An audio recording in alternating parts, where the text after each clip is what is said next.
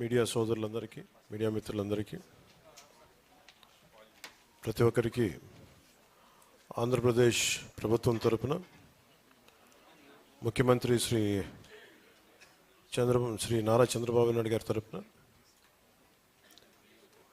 మీ అందరికీ నా హృదయపూర్వక నమస్కారాలు. గత సంవత్సరాలుగా మీ దృష్టిలో తెలిసింది, మీరు ఎన్నో న్యూస్ రాసి ప్రజలు పడుతున్న కష్టాలు, సమస్యలు మీరు మా దృష్టికి తీసుకొచ్చిన క్రమంలో ప్రత్యేకించి ఒక సమస్యని మీడియా మా దృష్టికి తీసుకొచ్చినప్పుడు, క్షేత్రస్థాయిలో మేము తిరిగినప్పుడు ఒకటి కీలకమైన అంశం ఏంటంటే, చిత్తూరులో కానీ మనకి మన్యం జిల్లాలో కానీ విజయనగరం, పార్వతీపురం ఇలాంటి చోట్ల ఏనుగులు పంట పొలాల్లోకి వచ్చి ధ్వంసం చేయటం, అలాగే కొంతమంది ప్రాణాలు కోల్పోవటం, గాయపడటం, ఇవన్నీ జరిగిన సంఘటనలు. మీరు బయటికి తీసుకొచ్చారు వీటిని. అలాగే అనేక పర్యాయాలు నేను క్షేత్రస్థాయి పర్యటనలకు వెళ్ళినప్పుడు నా దృష్టికి తీసుకొచ్చారు గత కొద్ది సంవత్సరాలుగా. అంతకుముందు విన్నాను కానీ ప్రాక్టికల్గా చూసినప్పుడు కొత్త ప్రభుత్వం శ్రీ నారా చంద్రబాబు నాయుడు గారి ఆధ్వర్యంలో ఉన్న ఎన్డీఏ ప్రభుత్వం అధికారంలోకి రాగానే నేను డిప్యూటీ సీఎంగా అటవీ పర్యావరణ శాఖ చేపట్టగానే నాకు మొట్టమొదటిగా చేయదలుచుకుంది పంట పొలాలని విధ్వంసం చేస్తున్న ఈ ఏనుగు సమస్యను ఎలా తీర్చాలని మన పిసిసిఎఫ్ ఆంధ్రప్రదేశ్ వారిని అడిగాను, చిరంజీవి చౌదరి గారిని అడిగితే ఇలాంటి బాగా ఎదుర్కోగలిగే సత్తా సమర్థత కర్ణాటక అటవీ శాఖకు ఉంది, మనం వాళ్ళని అప్రోచ్ చేసి కొంత సహాయం చేసే అవకాశాలు ఉన్నాయన్నారు. వెంటనే మన చిరంజీవి చౌదరి గారు ఆయన కాంటెంపరీస్, ఆయన సమకాలికుల్లో ఉన్న మన అటవీ శాఖలో కర్ణాటక అటవీ శాఖకి వెళ్తే వారు వెంటనే స్పందించి గౌరవ అటవీ పర్యావరణ శాఖ మంత్రి శ్రీ ఈశ్వర్ ఖండ్రే గారి దృష్టికి తీసుకెళ్ళగానే వెంటనే చాలా పెద్ద మనసుతోటి చాలా సాదరంగా ఆహ్వానించి వారిని సంపూర్ణ రమ్మని చెప్పండి, మనం ఏం చేయగలగాలో చేద్దామని చెప్తే వెంటనే నేను 48 గంటలు నాకు అపాయింట్మెంట్ ఇచ్చారు. జస్ట్ లెస్ దెన్ 48 hours మొత్తం సిద్ధం చేశారు. విధాన్ సౌదాకి వెళ్ళాను. కర్ణాటకలోని విధాన్ సౌదాకి వెళ్ళి కూర్చుంటే చాలా ఆంధ్రప్రదేశ్ నుంచి మన ప్రజలందరి తరపున సమస్యను విన్నవించాను.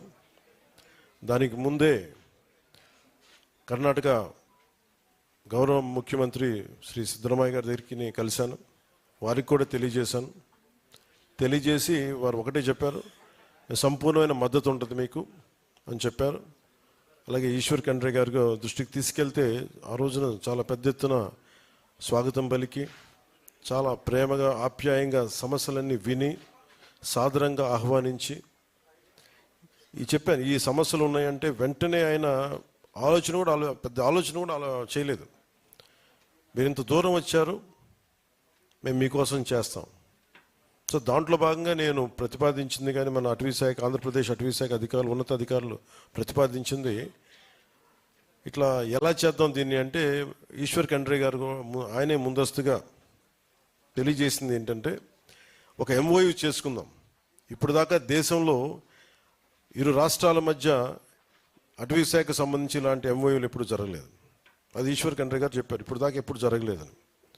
పొరుగు రాష్ట్రాల మధ్య ఇంటర్ డిపెండెన్స్ ఉండాలి, పరస్పర సహకారం ఉండాలి, దీన్ని ఖచ్చితంగా ముందుకు తీసుకెళ్దామని చెప్పి ఆ రోజున సమస్యలన్నీ మేము వారి దృష్టికి తీసుకెళ్ళినప్పుడు ముఖ్యంగా 6 అంశాల మీద చాలా కీలకమైన నిర్ణయాలు తీసుకున్నాం. ఒకటి, ఈ ఏనుగులు మొత్తం మన ఒకవైపు మన తమిళనాడు నుంచి, కర్ణాటక నుంచి, ఇటు కేరళ నుంచి మొత్తం ఇది ఎలిఫెంట్ కారిడార్. అది ఒకసారి తమిళనాడులో ఉన్న ఎలిఫెంట్స్ కూడా ఇక్కడికి వచ్చేస్తాయి. మనకున్నది కంటే కూడా వస్తున్న ఏనుగుల సంఖ్య ఎక్కువ.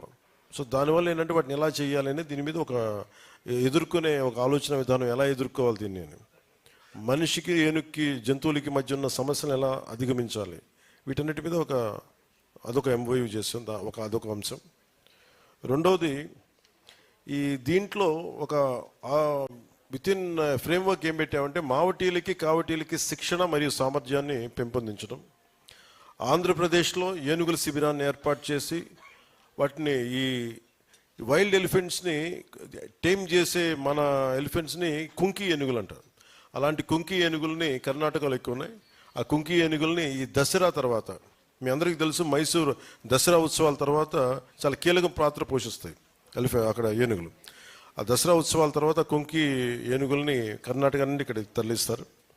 అలాగే మానవ ఏనుగుల సంఘర్షణ తగ్గించడం కోసం ఈ కుంకి ఏనుగుల్ని మోహరింపు చేయటం, ఏనుగుల శిబిరాల సంరక్షణ, పోషకాహారం, వాటి ఆరోగ్యం వంటి విషయాల్లో ఈ నాలెడ్జ్ ట్రాన్స్ఫర్ని అందించడం, అటవీ నిర్వహణలో నాలెడ్జ్ ట్రాన్స్ఫర్ అందించడం మరియు ఈ ఇనిషియేటివ్స్ ఎలక్ట్రానిక్ పద్ధతులని పంచుకోవడం, టెక్నాలజీ ట్రాన్స్ఫర్. అలాగే అంతర్రాష్ట్ర సమన్వయం, ముఖ్యంగా ఇంటర్ స్టేట్ కోఆర్డినేషన్తో ఎర్రచందనం, వారికేమో మనకి ఎర్రచందనం సమస్య ఉంటే వాళ్ళకి మీకు శ్రీగంధం సమస్య వాళ్ళకు ఉంది. సో వీటన్నిటి మధ్యలో ఈ బోర్డర్స్ని చాలా అనుకూలంగా వాడుకున్నట్టు కర్ణాటకలో ఉండే స్మగ్లర్స్ కానీ, ఇటు మనకుండే ఎర్రచందనం స్మగ్లర్స్ కానీ, వీటన్నిటి మధ్య ఒక జాయింట్ టాస్క్ ఫోర్స్ ఒకటి పెట్టాలి. అధికారులు అక్రమ రవాణాని అడ్డుకోవాలి. అలాగే నిజంగా కనుక మనకి ఇలాంటి ఎంఓయు కనుక గత ప్రభుత్వం, వైసీపీ ప్రభుత్వం కనుక చేసిండుంటే నిజంగా మన ఎర్రచందనం, అక్కడ తరలిపోయిన ఎర్రచందనం తిరిగి మనకు వచ్చేది. సో ఇలాంటి ఎంఓయూని దీనివల్ల జరిగేది ఏంటంటే, ఉదాహరణకి మన వస్తువు అక్కడికి వెళ్ళినా కానీ, మన సంపద అక్కడికి వెళ్ళినా కానీ ఈ ఎంఓయూ ప్రకారం తిరిగి ఇక్కడికి వచ్చే పరిస్థితి ఉంటుంది.